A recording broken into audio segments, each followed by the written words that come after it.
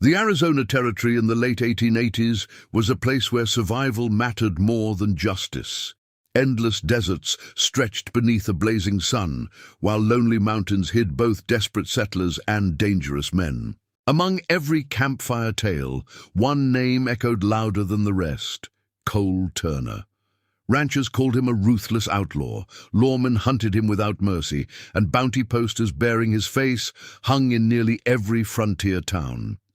Parents warned their children about him, believing he was a man without a conscience. Yet the stories never revealed the whole truth. Few people knew that Cole had never robbed struggling families. His targets were wealthy stagecoach companies and corrupt businessmen who had built fortunes by cheating poor settlers, stealing their land, and leaving innocent families to starve. Years earlier, Cole had ridden with a feared outlaw gang that ruled the dusty trails between Arizona and New Mexico. At first, he believed they fought against greedy businessmen and dishonest officials. But everything changed when the gang's leader chose money over honor. During one brutal robbery, innocent travelers were murdered in cold blood, including a young mother protecting her frightened son. Cole refused to fire his weapon and tried to save them, but his own partners turned against him. They accused him of betrayal, stole the gold they had collected together, and left him wounded among the rocks, expecting the desert to finish the job. Somehow, he survived the burning days and freezing nights, carrying not only the scars on his body, but also the heavy guilt of the life he had once lived. Since that betrayal, Cole had abandoned the outlaw life. He wandered through isolated valleys and forgotten canyons, avoiding every town where bounty hunters might recognize him. His horse had become his only trusted companion, and the lonely wilderness served as both his prison and his refuge. Every sunrise reminded him that he had another chance to become a better man, yet he believed redemption was impossible. The law still wanted him. Newspapers still called him a criminal, and every stranger who recognized his face reached for a rifle before asking questions. Even so, Cole quietly helped travelers whenever he could, leaving food outside lonely cabins during harsh winters and protecting wagon families from bandits without revealing his identity. No one ever knew the mysterious rider who saved them was the same outlaw they feared. One evening, while crossing a narrow canyon painted orange by the setting sun, Cole noticed an unusual silence spreading across the desert. Even the birds had stopped singing. Suddenly, a desperate scream echoed against the towering cliffs, followed by the crack of rifle fire. Instinct forced him to pull the reins and listen carefully. Another cry came from deeper inside the canyon, this time filled with pain and determination. Cole guided his horse through the rocky trail until he reached a hidden clearing below. There, surrounded by jagged cliffs, stood a young Apache woman, dressed in traditional buckskin clothing, decorated with intricate beadwork and eagle feathers. Dust covered her face, yet her eyes burned with fearless determination as she defended herself against 6 heavily armed bounty hunters. The hunters shouted cruel insults, demanding that the woman surrender the leather pouch hanging from her shoulder. Their leader proudly claimed that inside the pouch was a sacred Apache map, revealing hidden mountain passes and ancient springs that could lead land speculators to valuable territory. The men cared nothing for Apache traditions or sacred places. They wanted only the fortune that powerful businessmen had promised them. Although exhausted and wounded, the young woman refused to hand over the pouch. She fired her final arrow before reaching for a small knife, knowing she would rather die protecting her people's heritage than allow strangers to desecrate the land of her ancestors. Cole watched the scene for only a heartbeat before making his decision. The outlaw inside him had once been feared across the frontier, but the man he had become could never ignore innocent people in danger. Pulling his rifle from its saddle holster, he fired a warning shot that echoed like thunder through the canyon. Before the bounty hunters realized where the attack had come from, Cole had already moved between towering rocks, using every shadow as cover. Years of surviving gunfights had sharpened his instincts. One by one, He disarmed the attackers with remarkable precision, shooting weapons from their hands instead of taking unnecessary lives. The remaining hunters panicked, believing they were facing an entire posse hidden among the cliffs. Fear overcame greed, and within moments they abandoned the fight, disappearing into the desert as darkness settled over the canyon. Silence slowly returned, broken only by the whispering wind. Cole approached the injured Apache woman cautiously, lowering his rifle to show he meant no harm. She remained alert, despite the blood staining her sleeve, refusing to let go of the sacred leather pouch.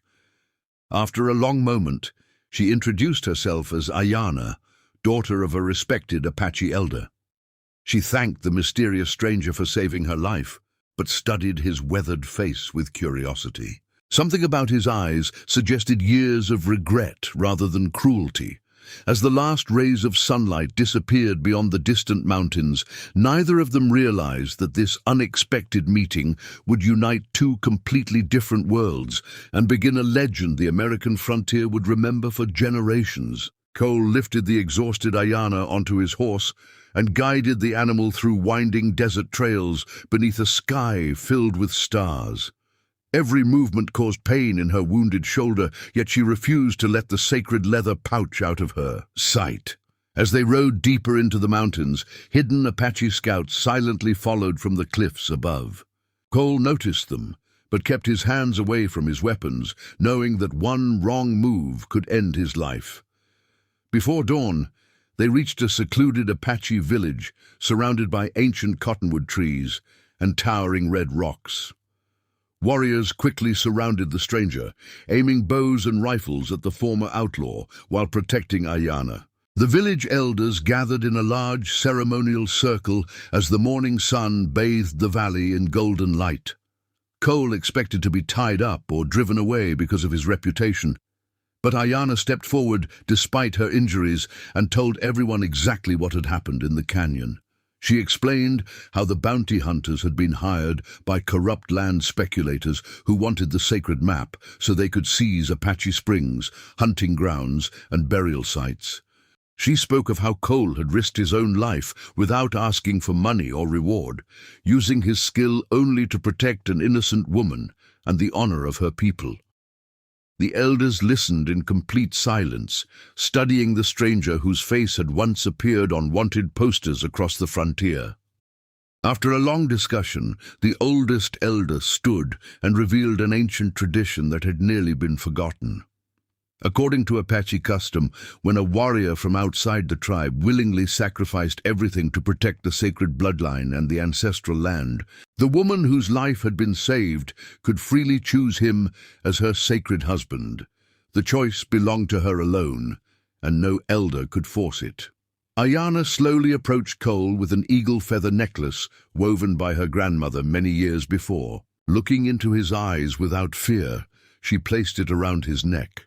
The entire village fell silent before breaking into respectful chants. In that unforgettable moment, the hunted outlaw was accepted not as an enemy, but as a member of the tribe. Life changed completely for Cole during the months that followed. Instead of sleeping beneath lonely cliffs, he learned the traditions, language, and values of the Apache people.